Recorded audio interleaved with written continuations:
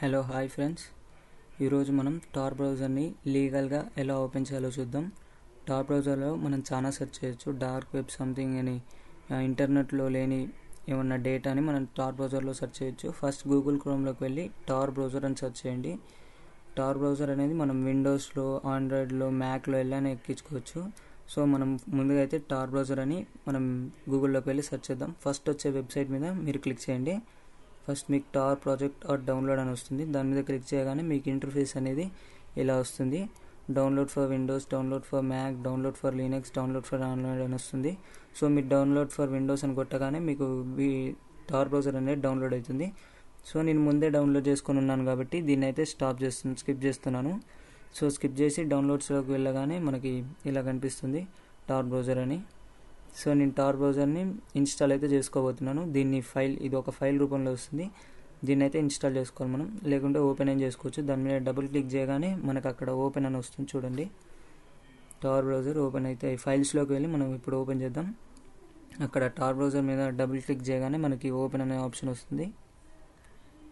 ఇక్కడ torr browser open అని వస్తుంది కదా, దాని మీద ఓపెన్ మీద క్లిక్ చేయండి. సో ఇప్పుడు మనం ఓపెన్ మీద క్లిక్ చేయగానే మనకి ఇట్లయితే ఇంటర్ఫేస్ వస్తుంది. లాంగ్వేజ్ సెలెక్ట్ చేసుకొని ఇన్స్టాల్ అని కొట్టింది. నేనైతే ముందే ఇన్స్టాల్ చేసి ఉన్నాను కాబట్టి ఈ స్టెప్ని అయితే స్కిప్ చేస్తున్నాను. సో మీరు ఇన్స్టాల్ చేయొచ్చు.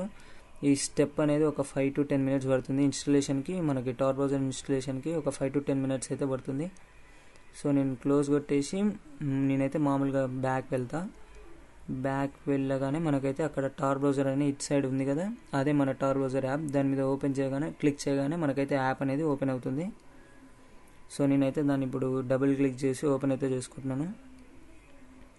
సో మనం ఓపెన్ చేయగానే ఇంటర్ఫేస్ అనేది మనకి ఇలా వస్తుంది. టార్ బ్రౌజర్ అనేది కొంచెం స్లో ఉంటుంది. చాలా వేరియస్ సర్వర్స్ కనెక్ట్ ఉంటుంది కదా, మనకి యాప్ అనేది కొంచెం స్లో ఉంటుంది. ఇలా ఉంది కదా, ఎస్టిమేటింగ్ కనెక్టింగ్ అని. సో మన టార్ అనేది ఇల్లీగల్ బ్రౌజర్, ఇండియాలో అయితే ఇది ఇల్లీగల్. సో మనం దీన్ని లీగల్గా ఎలా కనెక్ట్ చేసుకోవాలంటే స్పెషల్ VPNs ఉంటాయి, అది టార్ బ్రౌజర్ వాళ్ళే ప్రొవైడ్ చేస్తారు.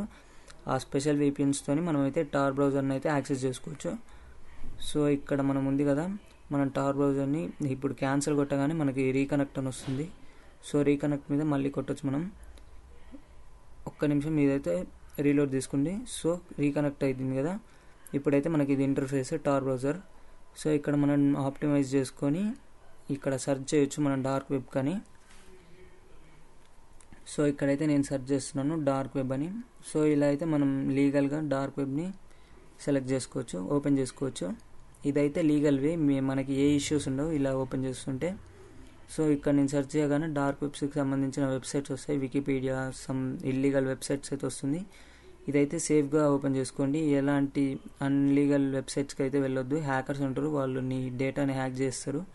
సో కొన్ని లీగల్ వెబ్సైట్స్ అనేవి ఉంటాయి. ఆ లీగల్ వెబ్సైట్ మీద క్లిక్ చేసి ఇక్కడ వికీపీడియాలో ఉంది కదా, ఆ లీగల్ వెబ్సైట్ మీద క్లిక్ చేసి అయితే మనం లీగల్గా డార్క్ వెబ్ని అయితే యాక్సెస్ చేసుకోవచ్చు. So this is our video. Thanks for watching this video.